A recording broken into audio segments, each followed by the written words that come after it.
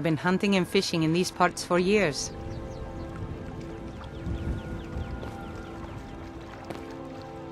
It's not like my poaching is hurting anyone. The Jarl can hardly eat every deer now, can he?